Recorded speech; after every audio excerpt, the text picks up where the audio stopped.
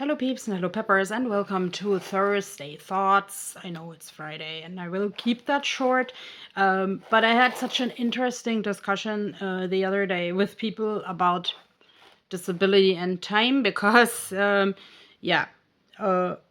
grew up in a school system where I was always told I was too slow.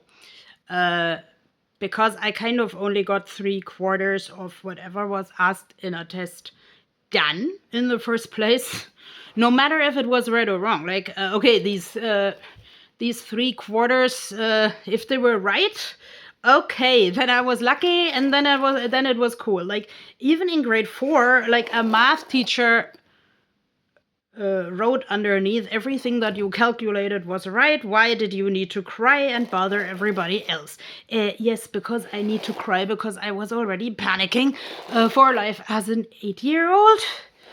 And I was kind of always told by the schooling system that I was not good enough. Sorry to so directly throw this out into the universe, but let's say because the pedagogical systems of all kinds are indeed able to learn, there came a teacher-like person to my art class in recent times, and we had a discussion about why do tests always have to be time limited. And of course, like in today's time, I need a time limit to get going in the first place. But, and I like big buts and I can't deny, this time limit kind of needs to be realistic. The other day I even told a friend to stop the time. I wanted to take only 1 minute to go to the toilet. Dream on, everybody. So actually, the whole thing made me think about a discussion thread that I once had seen on the internet, where an ADHD person asked an employer for more flexibility because of this person's time blindness. And it's to me, it will always be interesting that people use this word time blind because I thought I invented it. And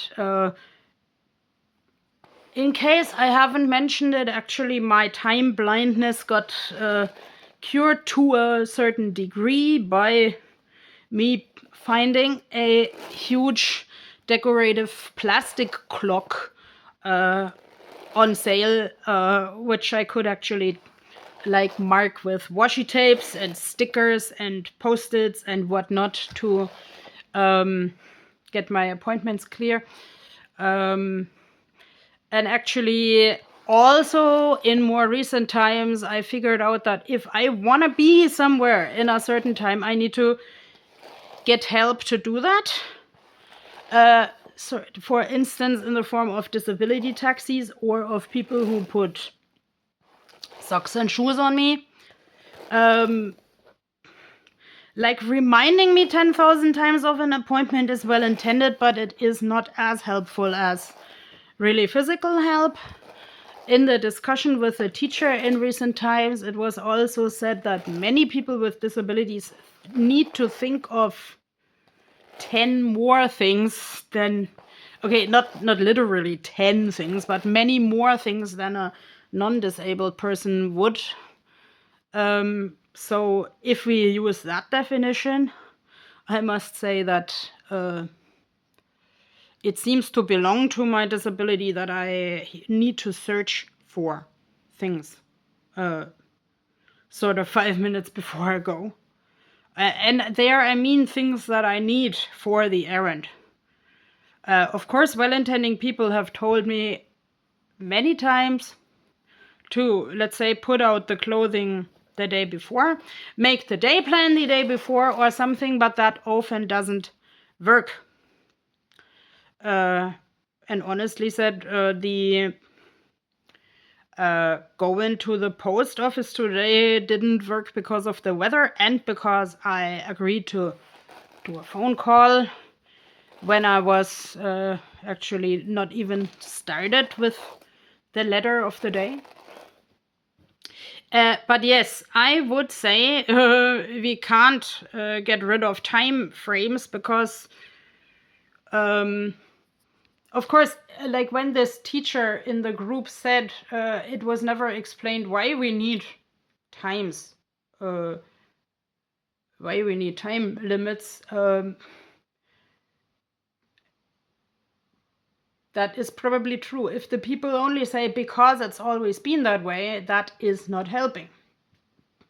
But if I tell you time and money are dimensions that most people can sort of imagine, like let's say most people I am aware of know kind of the difference between 30 minutes and 2 hours. Most people I'm aware of know the difference between $5 and $50. Of course, there will probably always be people who don't know that difference, but you can at least try to use this as a dimension of communication. So actually, let's meet at 3 o'clock at a known place is a good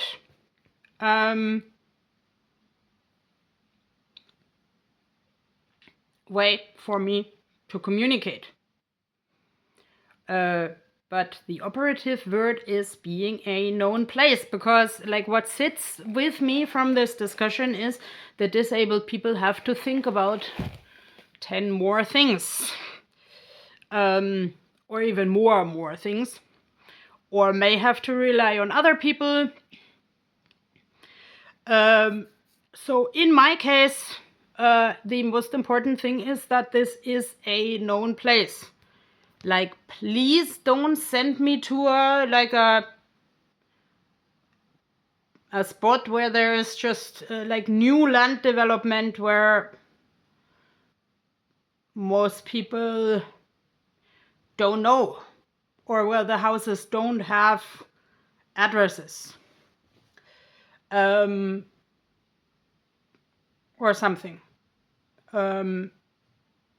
I can't search for houses. I need to know this beforehand, where I'm going, in a format that I can tell to a taxi driver.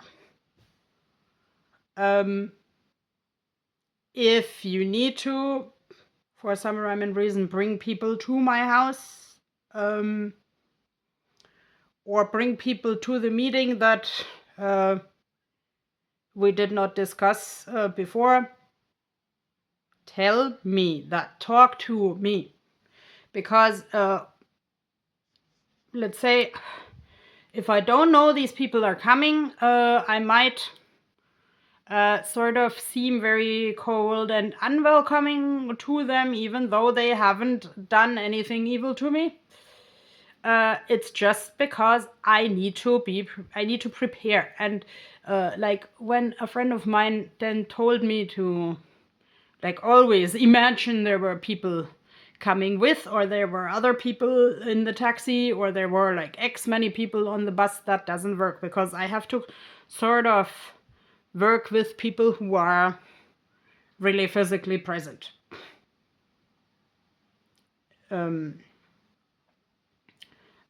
So yes, I would say time is a dimension for communication.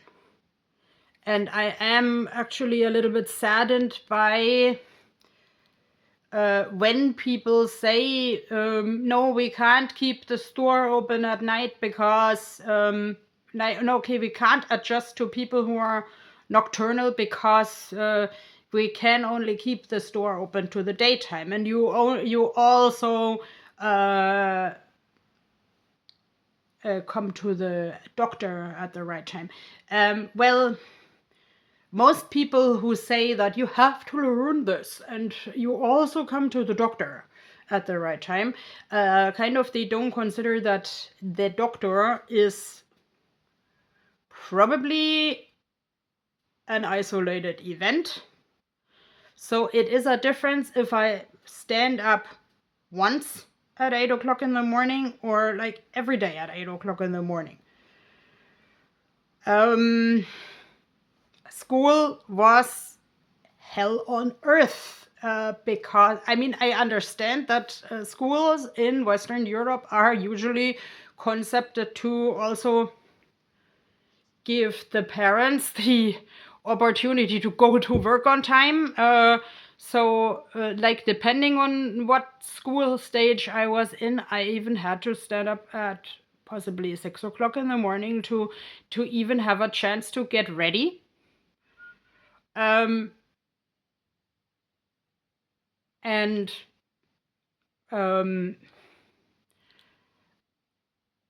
let's say in more recent times, I appreciated a report on the radio that one school here in Iceland was trying to, like, let's say, have flex hours so that the people who needed to sleep in could come an hour later. But let's say I have never heard of that again, how that panned out. And I understand when you, let's say you need all the people in the same spot. Like once I misunderstood a very irregular extra teaching time at my high school in Germany, and that was only for very few people who were taking a particular class that counted towards the graduation. And yeah, because I misunderstood this, I, of course, didn't show up to this class. And that was like no ill intention, but then the people said, no, we are not doing this again just because of you. And like, let's say the script is available if your mom and my mom have a mutual friend, and this friend lives like somewhere in the holy prairies, whatever. And then we had to get the script from this person who usually was not involved with my school. That was not ideal. Of course, let's say internet in the amount and structure as it is today was not around at the time, but I actually would like such lectures to be videotaped and like sent to people, because let's say everybody would have needed to accept that if I had a cardiac arrest or if I had a like, let's say something very obvious physical. But the problem was, of course, that let's say we didn't know about my autism at the time. And probably nobody wanted to know either. Because I'm still this autism is Rain Man generation. And yeah, you can't have autism, you can speak. Spoiler, Rain Man can speak. Rain Man can just, let's say, not process information. And that was actually shown relatively well in the movie, I must say. So maybe one would encounter that differently today. At least I hope so.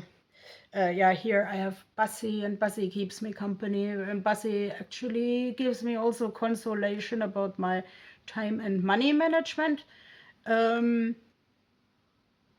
because he's a piggy bank and a soft toy at the same time.